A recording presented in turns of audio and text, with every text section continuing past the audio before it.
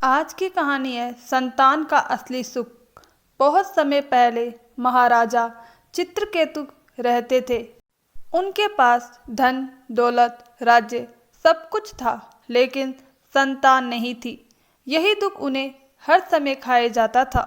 वे महर्षि अंगिरा से बार बार प्रार्थना करते, ऋषिवर, मुझे एक पुत्र चाहिए जिससे मेरा राज्य आगे चल सके। ऋषि अंगिरा उन्हें समझाते, राजन, पुत्रहीन दुखी होता है, लेकिन पुत्र वाला भी कम दुखी नहीं होता। पुत्र मोह सबसे बड़ा बंधन है। पर राजा नहीं माने और बार बार निवेदन करते रहे। अंत में ऋषि बोले, ठीक है, भगवान की कृपा से तुम्हें पुत्र मिलेगा। कुछ समय बाद रानी ने एक सुंदर पुत्र को जन्म दिया। पूरे राज्य में खुशी छा गई, लेकिन नियति को यह स्वीकार न था। दूसरी रानी ने ईर्ष्या में आकर उस बालक को जहर देकर मार डाला। चित्रकेतु का हृदय चूर चूर हो गया। वे गहरे शोक में डूब गए। इसी बीच महर्षि अंगिरा पुनः आए। इस बार उनके साथ देव ऋषि नारद भी थे। नारद जी ने राजा से कहा, राजन, तेरा पुत्र जहाँ चला गया है वहाँ से वापस नहीं आ सकता। तू शोक मत कर।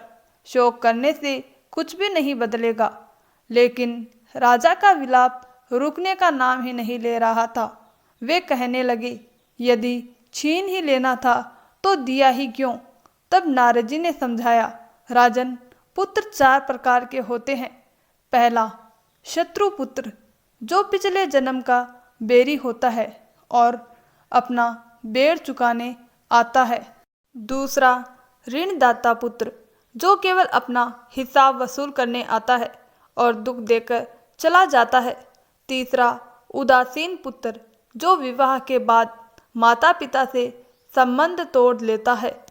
और चौथा, सेवक पुत्र, जो माता पिता की सेवा में ही भगवान का दर्शन करता है। यही सच्चा पुत्र होता है। नारद जी बोले, तेरा पुत्र शत्रु पुत्र था, अपना काम करके चला गया। राजा अब भी रो रहे थे। तब नारद जी ने अपने योग बल से मृत पुत्र की आत्मा को बुलाया। वह सफ़ेद वस्त्रों में सामने आ खड़ा हुआ। नारद जी बोले, यह तेरा पुत्र है, इसे प्रणाम कर। पर आत्मा बोली, कौन पिता, किसका पिता?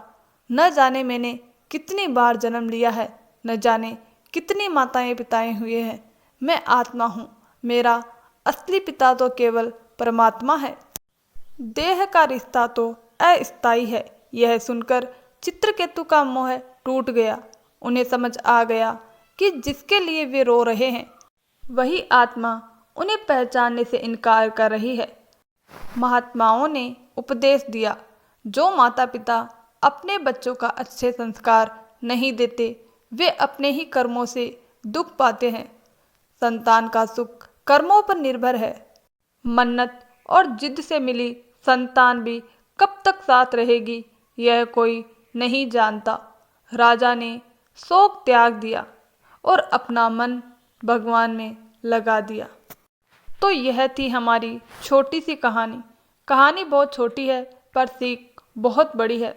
दोस्तों, इसीलिए कहते हैं कि अपने बच्चों को हमेशा अच्छे संस्कार दे, ताकि वो अच्छा बोलना, अच्छा व्यवहार करना सीखे और उसका आचरण अच्छा रहे, ताकि उसके कर्म और उसकी नीयत हमेशा साफ रहे।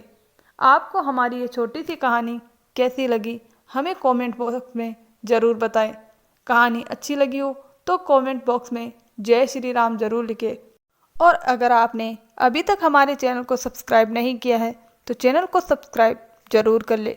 धन्यवाद दोस्तों।